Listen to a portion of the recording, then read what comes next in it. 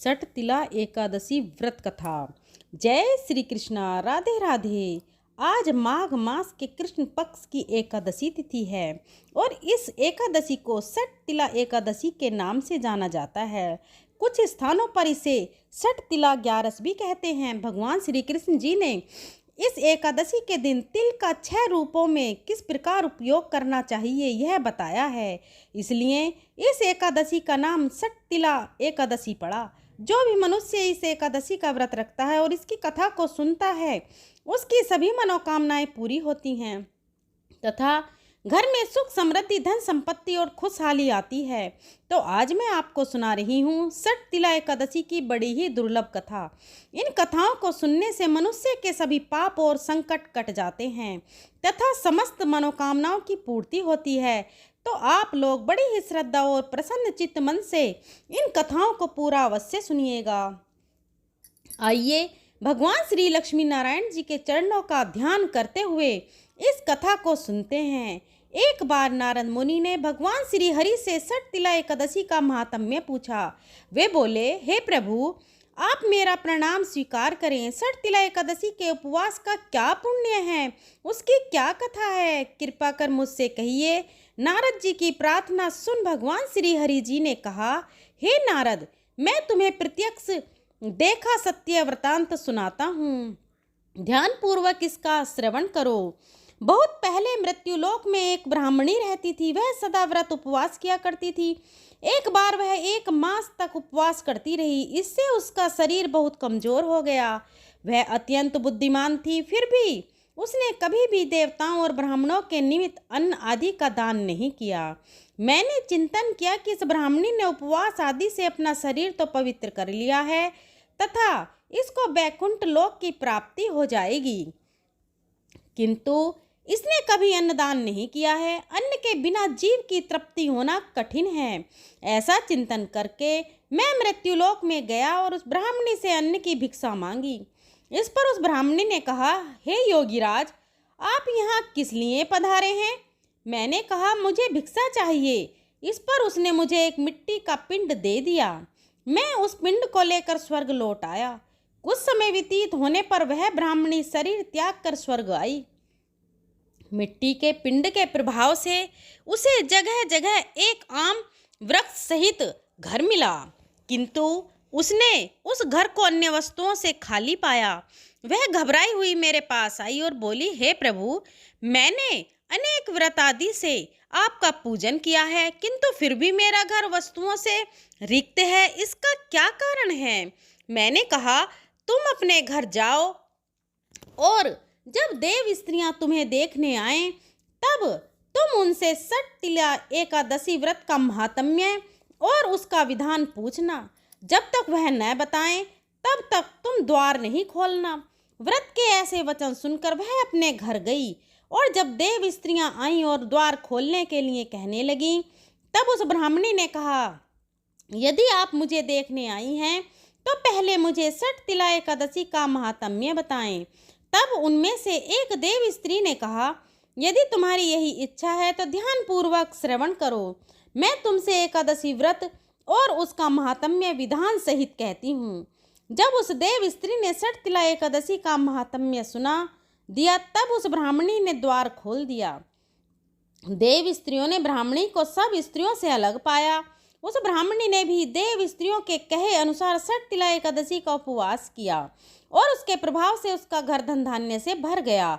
अतः हे पार्थ, मनुष्यों को अज्ञान को त्याग कर सठ तिला एकादशी का उपवास करना चाहिए। इस एकादशी व्रत के करने वाले को जन्म जन्मांतर के निरोगिता प्राप्त होती है, यानी वह व्यक्ति कभी रोगी नहीं होता। इस प्रकार उपवास से मनुष्य के सभी पाप नष्ट हो जाते हैं। इसके बाद श्री कृष्ण जी कहते हैं, अन्न तिल आदि दान करने से धन धान्य में बढ़ोतरी होती है। इससे यह भी सिद्ध होता है कि मनुष्य जो और जैसा दान करता है, शरीर त्यागने के बाद उसे फल भी वैसा ही प्राप्त होता है। अतः धार्मिक कृत्यों के साथ साथ हमें दान आदि अवश्य करना चाहिए। इस प्रकार भगवान श्री कृष्ण जी के श्री मुख से एकादशियों का महात्म्य सुनकर श्रद्धा पूर्वक उन्हें प्रणाम करते हुए अर्जुन ने कहा, हे केशव, आपके श्री मुख से एकादशियों की कथाएं सुनकर मुझे असीम आनंद की प्राप्ति हुई है। हे मधुसूदन, कृपया कर अन्य एकादशियों का महात्म्य सुनाने की भी अनुकंपा करें। भगवान श्री कृष्ण बोले, हे अर्जुन, अब मैं माघ मास के कृष्ण पक्ष की षट तिला एकादशी व्रत का महात्म्य सुनाता हूँ। इसे ध्यान पूर्वक सुनो। एक बार दालभ्य ऋषि ने पुलत्स्य ऋषि से पूछा, हे ऋषि श्रेष्ठ, मनुष्य मृत्युलोक में ब्रह्म हत्या आदि महापाप करते हैं और दूसरों के धन की चोरी तथा दूसरों की उन्नति देखकर ईर्ष्या आदि करते हैं। ऐसे महान पाप मनुष्य क्रोध, ईर्ष्या, आवेग और मूर्खता वश करते हैं और बाद में शोक करते हैं कि हाय, हमने यह क्या किया। हे महामुनि, ऐसे मनुष्यों को नरक से बचाने का क्या उपाय है? कोई ऐसा उपाय बताने की कृपा करें जिससे ऐसे मनुष्यों को नरक से बचाया जा सके, अर्थात उन्हें नरक की प्राप्ति न हो। ऐसा कौन सा दान पुण्य है जिसके प्रभाव से नरक की यातनाओं से बचा जा सकता है? इन सभी प्रश्नों का हल आप कृपा पूर्वक बताएं। दालभ्य ऋषि की बात सुन पुलत्स्य ऋषि ने कहा, हे मुनिश्रेष्ठ, आपने मुझसे अत्यंत गूढ़ प्रश्न किया है। इससे संसार में मनुष्यों का बहुत लाभ होगा। जिस रहस्य को इंद्र आदि देवता भी नहीं जानते, वह रहस्य मैं आपको अवश्य ही बताऊंगा। माघ मास आने पर मनुष्य को स्नान आदि से शुद्ध रहना चाहिए और इंद्रियों को वश में करके तथा काम, क्रोध, लोभ, मोह, ईर्ष्या तथा अहंकार आदि से सर्वथा बचना चाहिए। पुष्य नक्षत्र में गोबर, कपास, तिल मिलाकर उपले बनाने चाहिए। इन उपलों से 108 बार हवन करना चाहिए। जिस दिन मूल नक्षत्र और एकादशी तिथि हो, तब अच्छे पुण्य देने वाले नियमों को ग्रहण करना चाहिए। स्नान नित्य कर्म से देवों के देव भगवान श्री हरि का पूजन व कीर्तन करना चाहिए। एकादशी के दिन उपवास करें तथा रात को जागरण और हवन करें। उसके दूसरे दिन धूप दीप नैवेद्य से भगवान श्री हरि की पूजा अर्चना करें तथा खिचड़ी का भोग लगाएं। उस दिन श्री विष्णु को पेठा, नारियल, सीताफल या सुपारी सहित अर्घ्य अवश्य देना चाहिए। तदोपरांत उनकी स्तुति करनी चाहिए। हे जगदीश्वर, आप निराश्रितों को शरण देने वाले हैं, अर्थात जिनका कोई सहारा नहीं है उन्हें सहारा देने वाले हैं। आप संसार में डूबे हुए का उद्धार करने वाले हैं। हे कमल नयन, हे मधुसूदन, हे जगन्नाथ, हे पुंडरीकाक्ष, आप लक्ष्मी जी सहित मेरी इस तुच्छ अर्घ्य को स्वीकार कीजिए। इसके पश्चात ब्राह्मण को जल से भरा घड़ा और तिल दान करने चाहिए। यदि संभव हो तो ब्राह्मण को गौ और तिल दान देना चाहिए। इस प्रकार मनुष्य जितने तिलों का दान करता है वह उतने ही सहस्र वर्ष तक स्वर्ग में वास करता है। इस दिन तिल का 6 रूपों में इस प्रकार प्रयोग किया जाता है। पहला, तिल स्नान। दूसरा, तिल का उपटन। तीसरा, तिल का हवन। चौथा, तिल का तर्पण। पांचवा, तिल का भोजन और छठा, तिलों का दान। ये तिल के 6 प्रकार हैं। इनके प्रयोग के कारण यह षट तिला एकादशी कहलाती है। इस व्रत के करने से अनेक प्रकार के पाप नष्ट हो जाते हैं तथा मनुष्यों की समस्त मनोकामनाएं पूर्ण हो जाती हैं और अपार धन संपत्ति की प्राप्ति होती है। बोलिए श्री लक्ष्मी नारायण भगवान की जय। बोलिए तुलसी शालिग्राम भगवान की जय। दोस्तों, अब आइए भगवान विष्णु की एक सच्ची कथा का रसपान करते हैं, जिसे सुनने मात्र से ही सभी मनोकामनाएं पूरी होती हैं। एक गांव में एक निर्धन जुलाहा दंपत्ति रहता था। जुलाहे का नाम था माधव और उसकी पत्नी का नाम कांता था। वे दोनों बहुत परिश्रमी थे। सारा दिन काम करते, सुंदर सुंदर कपड़े बनाते, किंतु उनके बने कपड़ों की उनको अच्छी कीमत नहीं मिल पाती थी। फिर भी जो मिलता वे उसी में संतुष्ट रहते और एक टूटी फूटी झोपड़ी में रहकर अपना जीवन व्यतीत कर रहे थे। वे बहुत संतोषी स्वभाव के थे। वे दोनों भगवान श्री कृष्ण के अनन्य भक्त थे।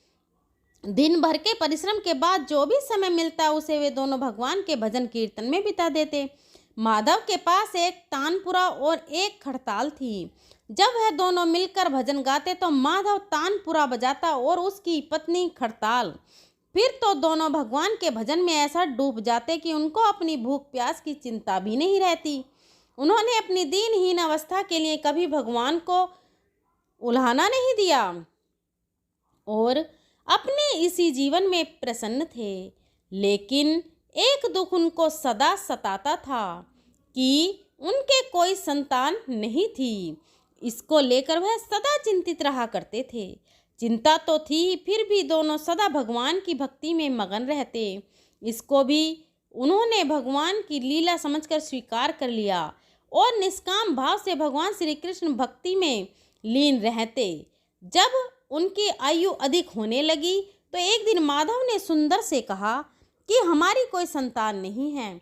कहते हैं कि संतान के बिना मुक्ति प्राप्त नहीं होती। अब हमारी आयु भी अधिक हो चली है, ना जाने कब बुलावा आ जाए। मरने के बाद हमारी चिता को अग्नि कौन देगा? कौन हमारे लिए तर्पण आदि कार्य करेगा? कैसे हमारी मुक्ति होगी? माधव बोला, तू क्यों चिंता करती है? ठाकुर जी है ना, वही सब देखेंगे। माधव ने यह बात कह तो दी, किंतु वह भी चिंता में डूब गया। तभी उसके मन में एक विचार आया। वह नगर में गया और श्री कृष्ण के बाल रूप की एक मूर्ति ले आया। घर आकर बोला, अब तुझे चिंता करने की कोई आवश्यकता नहीं है। मैं यह बाल गोपाल लेकर आया हूँ। अब यही हमारे पुत्र हैं। माधव बोला, अगर हम संतानहीन हैं तो यह भी इन्हीं की इच्छा है। हम इनको ही अपने पुत्र के समान प्रेम करेंगे। यही हमारे पुत्र का दायित्व पूर्ण करेंगे। माधव की यह बात सुनकर कांता अत्यंत प्रसन्न हुई। उसने बाल गोपाल को लेकर अपने हृदय से लगा लिया और बोली, आप बिल्कुल ठीक कह रहे हैं। आज से यही हमारा लाला है। फिर क्यों था दोनों पति पत्नी ने घर का एक कोना साफ करके वहाँ बाल गोपाल के लिए एक स्थान बनाया और एक चौकी लगाकर उस पर बाल गोपाल को विराजित कर दिया। उस दिन से जुलाहा दंपत्ति का नियम हो गया। वह प्रतिदिन बाल गोपाल को स्नान कराते, उनको धुले वस्त्र पहनाते, अपने पुत्र की तरह उनका लाड लडाते, उन्हीं के सामने बैठकर भजन कीर्तन करते और वहीं सो जाते थे। वे दोनों अपने हाथों से बाल गोपाल के लिए सुंदर वस्त्र बनाकर उनको पहनाते, उन्हें खाना खिलाते, उनको झूला झुलाते और रात को उनको सुलाकर ही स्वयं सोते थे। इन सब में उनको बड़ा आनंद आता। धीरे धीरे बाल गोपाल को अपनी संतान के समान ही प्रेम करने लगे। बाल कृष्ण अब उनके परिवार का हिस्सा बन गए थे। कांता का नियम था कि वह रोज पहले अपने हाथों से अपने लल्ला को भोजन कराती, तब स्वयं भोजन करती थी। लाला को भोजन कराते समय उसको ऐसा ही प्रतीत होता जैसे वह अपने पुत्र को ही भोजन करा रही हो। उन दोनों के निश्चल प्रेम को देखकर करुणा निधान भगवान अत्यंत प्रसन्न हुए और उन्होंने अदृश्य रूप में आकर स्वयं भोजन खाना आरंभ कर दिया। कांता जब प्रेम पूर्वक बाल गोपाल को भोजन कराती तो भगवान को प्रतीत होता मानो वह अपनी माँ के हाथों से भोजन कर रहे हों। उनको कांता के हाथ से प्रेम पूर्वक मिलने वाले हर कौर में माँ का प्रेम प्राप्त होता था। भगवान श्री कृष्ण स्वयं माँ की उस प्रेम लीला के वशीभूत हो गए, किंतु कांता कभी नहीं जान पाई कि स्वयं बाल गोपाल उसके हाथ से भोजन करते हैं। एक दिन घर का काम बहुत अधिक होने के कारण कांता बाल गोपाल को भोजन कराना भूल गई। गर्मी का समय था। भरी दोपहरी में दोनों पति पत्नी कार्य करते करते थक गए और बिना भोजन किए ही सो गए। उनको सोए हुए कुछ ही देर हुई थी कि उनको एक आवाज़ सुनाई दी, मैया, बाबा, मुझको भूख लगी है। दोनों हड़बड़ाकर उठ गए। चारों ओर देखा, आवाज़ कहाँ से आई, किंतु कुछ दिखाई नहीं दिया। तभी अचानक लीला को याद आया कि आज उसने अपने लाला को भोजन नहीं कराया है। वह हड़बड़ा कर उठी और दौड़कर लाला के पास पहुंची तो देखा कि बाल गोपाल का मुख कुम्हलाया हुआ है। इतना देखते ही दोनों पति पत्नी वहीं उनके चरणों में गिर पड़े। दोनों की आंखों से आंसुओं की धार बह निकली। लीला तुरंत भोजन लेकर आई और ना जाने कैसा प्रेम उमड़ा कि उसने लाला को उठाकर अपनी गोद में बैठा लिया और भोजन कराने लगी। दोनों पति पत्नी रोते जा रहे थे और लाला को भोजन कराते जा रहे थे। साथ ही बार बार उनसे अपने द्वारा हुए अपराध के लिए क्षमा मांगते जा रहे थे। ऐसा प्रगाढ़ प्रेम देखकर भगवान अत्यंत द्रवित हुए और अंतर्यामी भगवान श्री हरि साक्षात रूप में प्रकट हो गए। भगवान ने अपने हाथों से अपने रोते हुए माता पिता की आंखों से आंसू पोंछे और बोले, प्रिय भक्त, मैं तुम्हारी भक्ति और प्रेम से अत्यंत प्रसन्न हूँ। अब जो चाहो वो वर मांग लो, मैं तुम्हारी प्रत्येक इच्छा पूर्ण करूँगा। इतना सुनते ही दोनों भगवान के चरणों में गिर पड़े और बोले, दया निधान, आप हमसे प्रसन्न हैं और स्वयं हमारे सम्मुख उपस्थित हैं। इसी से हमारा जीवन धन्य हो गया। इससे अधिक हमें और क्या चाहिए? इससे अधिक किसी भी वस्तु का भला क्या महत्व हो सकता है? आपकी कृपा हम पर बनी रहे, बस इतनी कृपा बनाए रखना। भगवान श्री हरि बोले, यदि तुम चाहो तो मैं तुम्हारे जीवन में संतान के अभाव को समाप्त कर तुम्हें एक सुंदर संतान प्रदान करूं। यह सुनते ही माधव और कांता एकदम व्याकुल होकर बोले, नहीं भगवान, हमको संतान नहीं चाहिए। उनका उत्तर सुनकर भगवान ने पूछा, किंतु क्यों?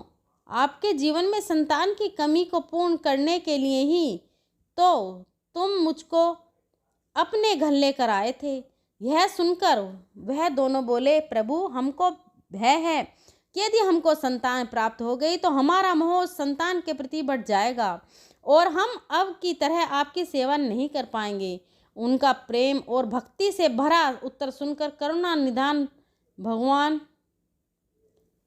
करुणा से भर उठे। उनके विचार सुनकर स्वयं भगवान की आंखों में अश्रु गिरने लगे। भगवान श्री हरि विष्णु बोले, हे मैया और बाबा, मैं यहाँ आया तो था आपके ऋण को उतारने के लिए, किंतु आपने तो मुझको सदा सदा के लिए अपना ऋणी बना दिया। मैं आपके प्रेम का यह ऋण कभी नहीं उतार पाऊंगा। मैं सदा सदा तुम दोनों का ऋणी रहूंगा। मैं तुम्हारी प्रेम से अत्यंत प्रसन्न हूँ। तुमने अपने निर्मल प्रेम से मुझको भी अपने बंधन में बांध लिया है। मैं तुम्हें वचन देता हूँ कि आज से मैं तुम्हारे पुत्र के रूप में तुम्हारे समस्त कार्य पूर्ण करूँगा। तुम्हें कभी संतान का अभाव नहीं होने दूंगा। तुम ये तो जानते ही हो कि मेरा वचन कभी असत्य नहीं होता। ऐसा कहकर भक्त वत्सल भगवान बाल गोपाल की प्रतिमा में विलीन हो गए। उस दिन से माधव और कांता का जीवन बिल्कुल ही बदल गया। उन्होंने सारा काम धंधा छोड़ दिया और सारा दिन गोपाल के भजन कीर्तन और उनकी सेवा में व्यतीत करने लगे। भजन करते हुए उनको न भूख सताती और ना ही प्यास लगती थी। उन्होंने सभी प्रकार की इच्छाओं को पूर्ण रूप से त्याग कर दिया। अब माधव कभी कोई कार्य करता तो केवल अपने बाल गोपाल के लिए सुंदर सुंदर वस्त्र बनाने का। उनके सामने जब भी कोई परेशानी आती तो बाल गोपाल एक बालक के रूप में उपस्थित हो जाते और उनके समस्त कार्य पूर्ण कर देते। यह दंपति और बालक गांव भर में चर्चा का विषय बन गए, किंतु गांव में कोई भी यह नहीं जान पाया कि वह बालक कौन है, कहाँ से आता है और कहाँ चला जाता है। धीरे धीरे समय बीतने लगा। अब जुलाहे दंपति बूढ़े हो चले थे, किंतु भगवान की कृपा उन पर बनी रही। अब दोनों की आयु पूर्ण होने का समय आ गया। भगवत प्रेरणा से उनको यह ज्ञात हो गया कि अब उनका समय पूरा होने वाला है। इसी के चलते एक दिन दोनों ने भगवान को पुकारा। ठाकुर जी तुरंत प्रकट हो गए और उनसे उनकी इच्छा जाननी चाहिए।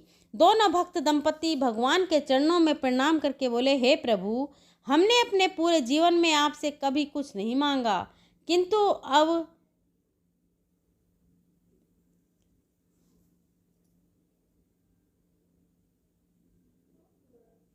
जीवन का अंतिम समय आ गया है, इसलिए आपसे कुछ मांगना चाहते हैं। भगवान बोले, निसंकोच होकर अपनी कोई भी इच्छा कहो, मैं वचन देता हूँ कि तुम्हारी प्रत्येक इच्छा को पूर्ण करूँगा। तब बाल गोपाल के अगाध प्रेम में डूबे हुए वृद्ध दंपत्ति बोले, हे नाथ, हमने अपने पुत्र के रूप में आपको देखा है। आपने भी पुत्र के समान ही हमारी सेवा की है। अब वह समय आ गया है कि जिसके लिए कोई भी माता पिता पुत्र की कामना करते हैं। हे दीनबंधु, हमारी इच्छा है कि हम दोनों पति पत्नी के प्राण एक साथ निकलें। हे दया निधान, जिस प्रकार एक पुत्र अपने माता पिता की अंतिम क्रिया करता है और उनको भक्ति प्रदान करता है, उसी प्रकार हे परमेश्वर, हमारी अंतिम क्रिया आप अपने हाथों से करें, हमें मुक्ति प्रदान करें। श्री हरि ने दोनों को उनकी इच्छा पूर्ण करने का वचन दिया और बोले और बाल गोपाल के विग्रह में विलीन हो गए। अंत में वह दिन आ गया जब प्रत्येक जीव को वह शरीर छोड़ना पड़ता है। दोनों वृद्ध दंपत्ति बीमार पड़ गए। उन दोनों की भक्ति की चर्चा गांव भर में थी, इसलिए गांव के लोग उनका हाल जानने के लिए उनकी झोपड़ी के पास आ गए। किंतु उन दोनों का ध्यान तो श्री हरि में रम चुका था। उनको नहीं पता था कि कौन आया है, कौन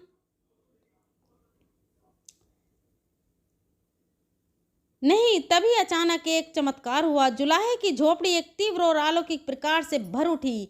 वहां उपस्थित समस्त लोगों की आंखें बंद हो गईं। किसी को कुछ भी दिखाई नहीं पड़ रहा था।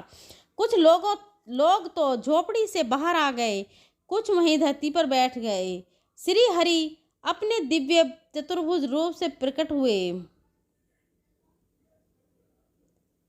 उनकी अद्भुत शोभा समस्त सृष्टि को आलोकित करने वाली थी, जो वातावरण में एक दिव्य सुगंध भर गई। वे अपनी मंद मंद मुस्कान से अपने उन भक्त माता पिता की ओर देख रहे थे। उनका है दिव्य रूप देखकर दोनों वृद्ध अत्यंत आनंदित और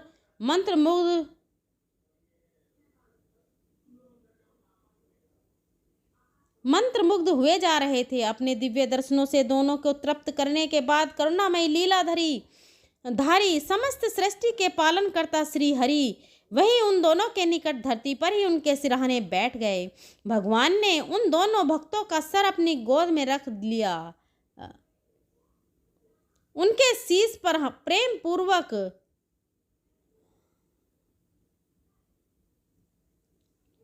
अपना हाथ रखा। तत्पश्चात अपने हाथों से उनके नेत्र बंद कर दिए।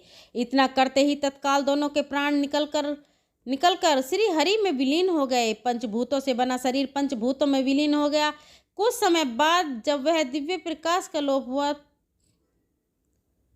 तो सभी उपस्थित ग्रामीणों ने देखा कि वहां पर न तो माधव था, न ही कांता थी और न ही बाल गोपाल बचे थे, तो मात्र कुछ फूल जो धरती पर पड़े थे और एक दिव्य सुगंध जो वातावरण में चारों ओर फैली थी। विस्मित ग्रामीणों ने श्रद्धा से उस धरती को नमन किया। उन पुष्पों को उठाकर ग्रामवासियों ने शीश से लगाया तथा माधव और कांता की भक्ति और गोविंद के नाम का गुणगान करते हुए चल दिए। उन पुष्पों को श्री गंगा जी में विसर्जित करने के लिए सच्चा भक्त वह है जो एक क्षण के लिए भी भक्ति से विमुख नहीं होता है, अर्थात जिसका चित्त ईश्वर में अखंड बना रहता है, वही सच्चा भक्त कहलाता है। सरल शब्दों में कहें तो भक्ति के अंतिम चरण का अनुभव करने वाले को ही भक्त कहते हैं। एक बार प्रेम से बोलिए विष्णु भगवान की जय। अब आइए अंत में श्रवण करते हैं एकादशी माता की कथा।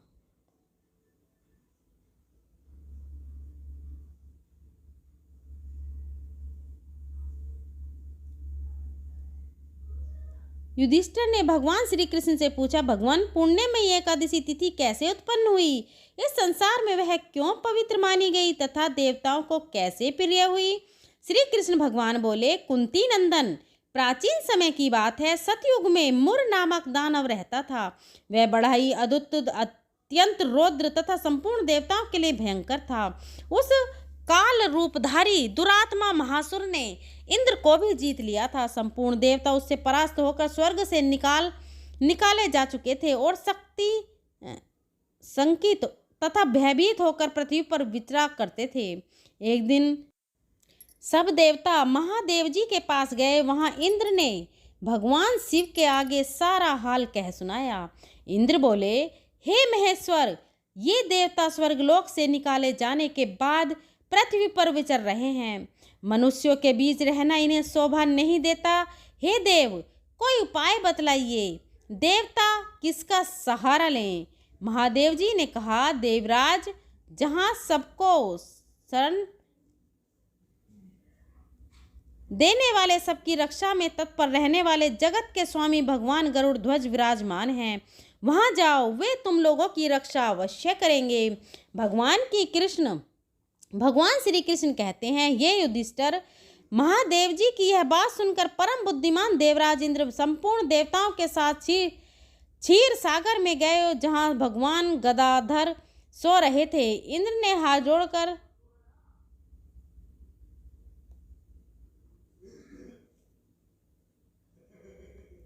स्तुति की। इंद्र बोले, देवेश्वर, आपको नमस्कार है। हे देव, आप ही पति, आप ही मति, आप ही कर्ता और आप ही कारण हैं। आप ही सब लोगों की माता और आप ही इस जगत के पिता हैं।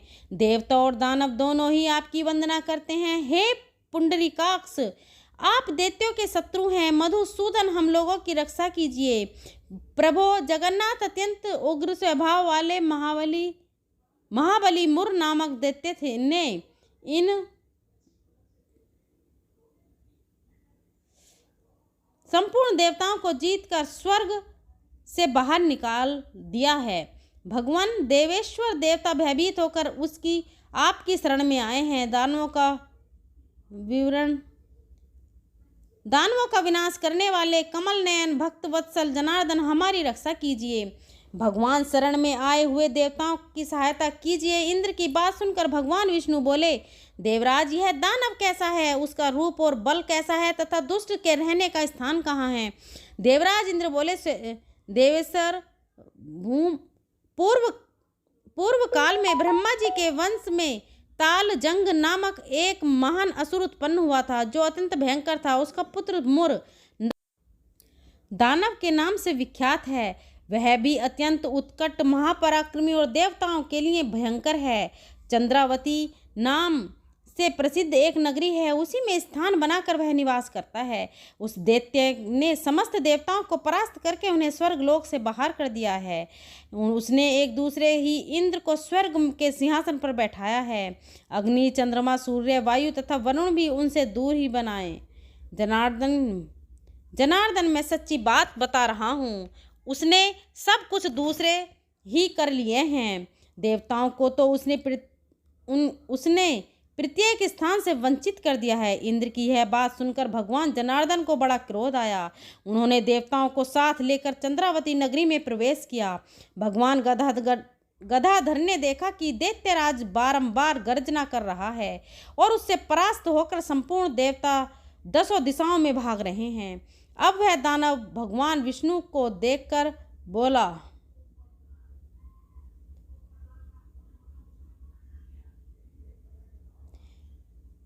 खड़ा रहे। उसकी यह ललकार सुनकर भगवान के नेत्र क्रोध से लाल हो गए। वे बोले, अरे दुराचारी दानव, मेरी इन भुजाओं को देख। यह कहकर श्री हरि विष्णु जी ने अपने दिव्य बाणों से सामने आए हुए दुष्ट दानवों को मारना आरंभ किया। दानव भय से विहल हो उठे। भगवान श्री कृष्ण कहते हैं, हे पांडुनंदन, तत्पश्चात श्री विष्णु ने दैत्य सेना पर चक्र का प्रहार किया। उससे छिन्न भिन्न होकर सैकड़ों योद्धा मौत के मुंह में चले गए। इसके बाद भगवान मधुसूदन बद्री का आश्रम को चले गए। वहाँ सिंहावती नाम की गुफा थी, जो 12 योजन लंबी थी। उस गुफा में एक ही दरवाजा था। भगवान विष्णु उसी में सो गए। वह दानव मुर भगवान को मार डालने के उद्देश्य से उनके पीछे पीछे तो लगा ही था, अतः उसने भी उस गुफा में प्रवेश किया। वहां भगवान को सोते हुए देख उसे बड़ा हर्ष हुआ। उसने सोचा, यह दानवों को भय देने वाला देवता है, अतः निसंदेह इसे मार डालूंगा। दानव के इस प्रकार विचार करते ही भगवान विष्णु के शरीर से एक कन्या प्रकट हुई, जो बड़ी ही रूपवती, सौभाग्य शालिनी तथा दिव्य अस्त्र शस्त्रों से सुसज्जित थी। वह भगवान के तेज के अंश से उत्पन्न हुई थी। उसका बल और पराक्रम महान था। दानवराज मुर ने उस कन्या को देखा। कन्या ने युद्ध का विचार करके दानव के साथ युद्ध के लिए याचना की। तत्पश्चात युद्ध छिड़ गया। कन्या सब प्रकार की शुद्ध युद्ध कला में निपुण थी। वह मुर नामक महान असुर उसके हुंकार मात्र से राख का ढेर हो गया।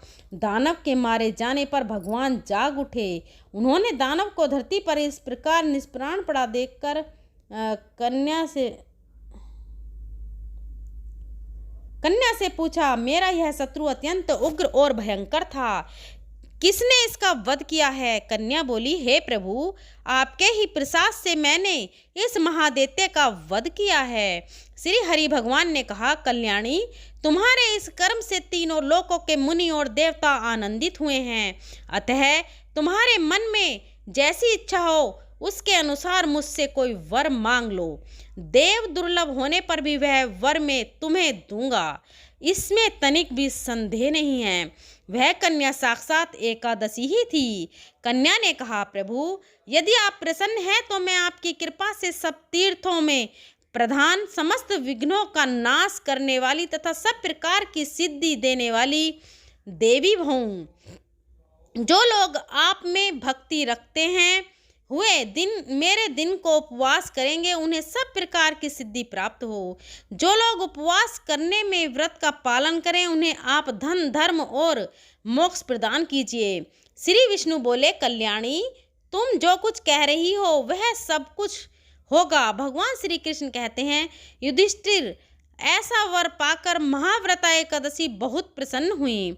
दोनों पक्षों की एकादशी समान रूप से कल्याणकारी वाली है।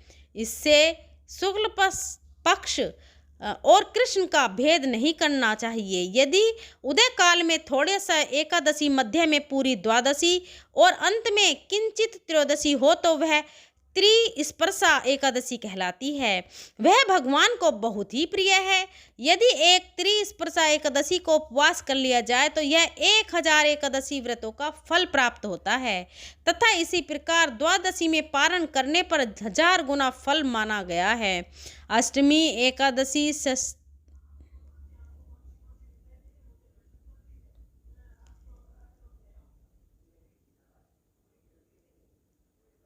अष्टमी, एकादशी, षष्ठी, तृतीया और चतुर्दशी ये यदि पूर्व तिथि से विद्वान हो तो उनमें व्रत नहीं करना चाहिए। परिवर्तनी तिथि से युक्त होने पर भी इनमें उपवास का विधान है। पहले दिन में और रात में भी एकादशी हो तथा दूसरे दिन केवल प्रातः काल एक दंड एकादशी रहे तो पहले तिथि का परित्याग करके दूसरे दिन की द्वादशी युक्त एकादशी को ही उपवास करना चाहिए। यह विधि मैंने दोनों पक्षों की एकादशी के लिए बताई है। जो मनुष्य एकादशी का उपवास करता है वह वैकुंठ धाम में जाता है, जहाँ साक्षात भगवान गरुड़ध्वज विराजमान रहते हैं। जो मानव हर समय एकादशी के महात्म्य का पाठ करता है उसे 1000 गुना के पुण्य का फल प्राप्त होता है। जो दिन या रात में भक्ति पूर्वक इस महात्म्य का श्रवण करते हैं वे निसंदेह ब्रह्म हत्या आदि पापों से मुक्त हो जाते हैं। एकादशी के समान पाप नाशक व्रत दूसरा कोई नहीं है। बोलिए लक्ष्मी नारायण भगवान की जय। दोस्तों, अगर आपको मेरी वीडियो पसंद आई हो तो वीडियो को लाइक करें, अपनी फ्रेंड और फैमिली में शेयर करें। हमारे चैनल सुविचार विद रीना को सब्सक्राइब करें। धन्यवाद।